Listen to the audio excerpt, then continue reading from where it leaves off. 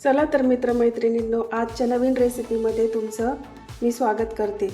आज आपण बनवणार आहोत वांग्याचे काप। वरण भातासोबत वांग्याचे काप एकदम असे चटपटीत आणि कुरकुरीत लागतात। कायम आपण जे वांग्याचं भरीत आणि वांग्याची भाजी करतो ते आपल्याला खायचा कंटाळा येतो। तर हे वांग्याचे काप तुम्ही नक्की करून बघा आणि रेसिपी जर आवडली तर चॅनलला लाईक, शेअर आणि सबस्क्राइब करायला विसरू नका। तर आपण रेसिपीसाठी काय काय साहित्य लागतं ते आता आपण बघू। इथे आपण भरताचे 2 वांगे घेतलेले आहेत। इथे मी गावरान हिरव्या कलरचे वांगे घेतले आहेत। तुमच्याकडे जर निळ्या कलरचे वांगे अवेलेबल असतील तर ते तुम्ही वापरू शकता। त्याचप्रमाणे आता इथे आपण अर्धी वाटी बेसन पीठ घेतलं आहे, 1 छोटी वाटी तांदळाचं पीठ, 2 चमचे रवा, चवीपुरतं मीठ, लाल तिखट 1 चमचा, गरम मसाला 1 चमचा, धना पावडर आणि चटपटीत चव येण्यासाठी चाट मसाला। चला तर मग आपण आता रेसिपीला सुरुवात करू। चला तर आता आपण वांग्याचे काप करून घेऊ। वांग्याचे काप हे खूप जाडही करायचे नाही आणि खूप पातळही करायचे नाही, मीडियम साईजचे असे वांग्याचे काप आपल्याला करून घ्यायचे आहे। आता वांग्याचे काप करून घेतले आहे। तुम्ही बघू शकता वांग्याचे काप खूप जाडही नाही आणि खूप पातळही नाही असे मी ठेवले आहे। आता ह्या वांग्यांना लावण्यासाठी आपण मसाला तयार करून घेऊया। आता मसाल्यांमध्ये मी घेतलेले आहे लाल तिखट, गरम मसाला, चाट मसाला,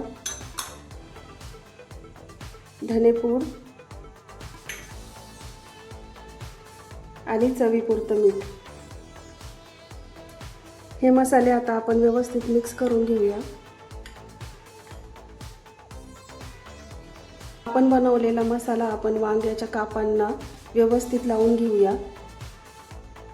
मी इथे मसाला हातानेच लावते आहे, कारण चमच्याने मसाला हा व्यवस्थित लावता येत नाही, म्हणून मी हाताने सगळ्या कापांना व्यवस्थित पुढून आणि मागून दोन्हीकडूनही मसाला चांगला लावून घ्यायचा आहे।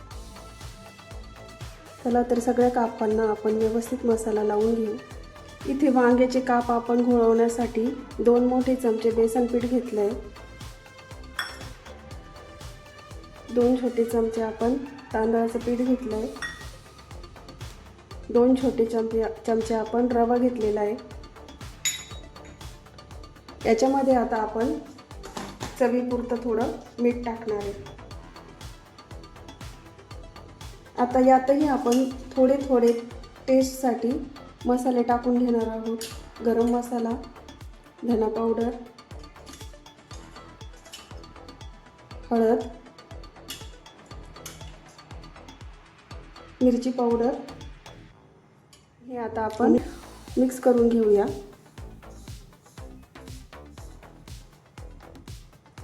आता आपलं बेसन पीठ, तांदूळ आणि रव्याचं हे मिक्सचर तयार आहे। आता यात आपण वांग्याचे काप घोळवणार आहोत। त्याआधी मी पॅनमध्ये तेल गरम करायला ठेवलं आहे। तर इथे मी पॅनमध्ये तेल गरम होण्यासाठी ठेवलं आहे। वांग्याचे काप आपल्याला शॅलो फ्राय करायचे आहेत, त्यामुळे इथे मी जास्त तेलाचा वापर केलेला नाही आहे। पूर्ण आपल्याला तळायचे नाही आहेत ते। चला तर आता हे वांग्याचे काप आपण केलेल्या ह्या मिक्सचरमध्ये व्यवस्थित आपण घोळवून घेऊया। दोनही साईडने वांग्याचा काप व्यवस्थित ह्या मिक्सचरमध्ये आपण घोळवून घेऊ।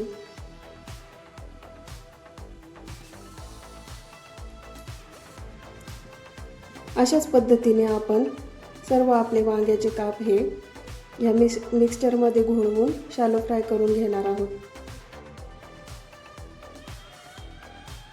चला तर आता आपलं तेल गरम झालेलं आहे। आता याच्यात आपण वांग्याचे काप सोडून घेऊ। गॅसची फ्लेम आपल्याला लो टू मीडियम ठेवायची आहे, जेणेकरून आपले वांग्याचे काप हे कुरकुरीत होतील आणि ते व्यवस्थित शिजतील। हाय फ्लेमवर ते लवकर करपून जातील, त्यामुळे लो टू मीडियम फ्लेमवरच आपल्याला हे वांग्याचे काप फ्राय करायचे आहेत।